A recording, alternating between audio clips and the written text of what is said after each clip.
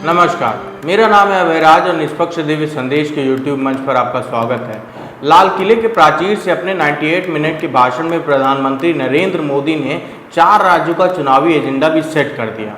प्रधानमंत्री ने शुरुआत झारखंड से की और आखिर में महाराष्ट्र और हरियाणा को लेकर भी बड़ा दांव खेला।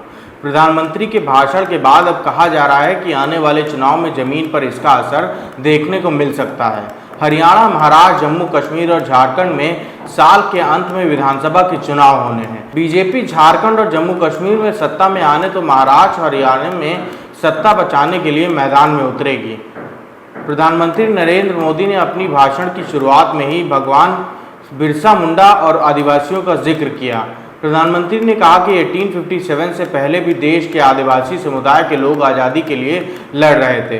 दरअसल 1855 में बंगाल अब झारखंड के संथाल परगना में सिद्धो कान्हू के नेतृत्व में आंदोलन हुआ था। इसे संथाल विद्रोह के नाम से भी जाना जाता था। इस आंदोलन में अंग्रेजों ने लगभग 30,000 संथालियों को गोलियों से भून डाला था। हालांकि इसके बावजूद संथालियों ने अंग्रेजों को अपने इलाके से भगा दिया था। इस विद्रोह की कहानी आज भी झारखंड के घर घर में सुनाई जाती है। झारखंड में अब से 2 महीने बाद विधानसभा के चुनाव प्रस्तावित हैं। यहाँ आदिवासी वोटर सबसे ज़्यादा हैं और आदिवासी करीब 30 सीटों को सीधे तौर पर प्रभावित करते हैं। राज्य में विधानसभा की 81 सीटें हैं, जहां सरकार बनाने के लिए 44 सीटों की जरूरत होती है। महाराष्ट्र और हरियाणा में भी इस बार विधानसभा के चुनाव हैं।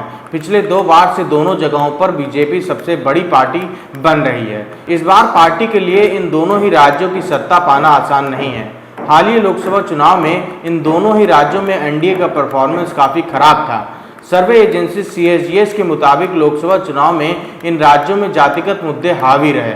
इसका नुकसान बीजेपी को उठाना पड़ा। ऐसे में कहा जा रहा है कि लाल किले से प्रधानमंत्री ने यूनिफॉर्म सिविल कोड की पैरवी कर जातिगत मुद्दों को कुंद करना चाहती है। महाराष्ट्र में लंबे वक्त से इसे लागू करने की मांग हो रही है। एकनाथ शिंदे की शिवसेना तो इस पर काफी मुखर भी है। जानकारों का कहना है कि महाराष्ट्र में अगर यूनिफॉर्म सिविल कोड का मुद्दा फिर से गर्माता है तो उद्धव ठाकरे की पार्टी भी बैकफुट पर जा सकती है। उद्धव ठाकरे की पार्टी महाविकास अघाड़ी का प्रमुख दल है। इस गठबंधन में कांग्रेस और शरद पवार की पार्टी है जो यूनिफॉर्म सिविल कोड का विरोध करती है। महाराष्ट्र में मुसलमानों की आबादी करीब 12% है।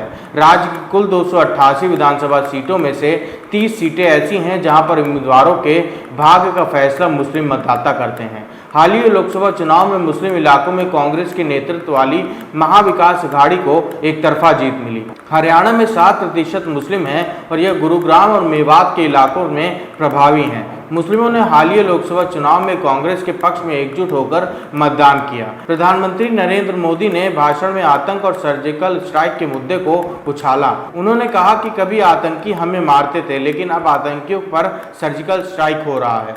जम्मू कश्मीर में आतंक बड़ा मुद्दा रहा है। आतंक और सर्जिकल स्ट्राइक पर बोलकर प्रधानमंत्री जम्मू को साधने की कोशिश कर रहे हैं। 90 सीटों वाली जम्मू कश्मीर में 43 सीटें जम्मू और 47 सीटें कश्मीर संभाग में हैं। नए परिसीमन के बाद बीजेपी को इन इलाकों में जीत की उम्मीद है। लोकसभा के हालिया चुनाव में जम्मू की दोनों सीटों पर बीजेपी को जीत मिली है।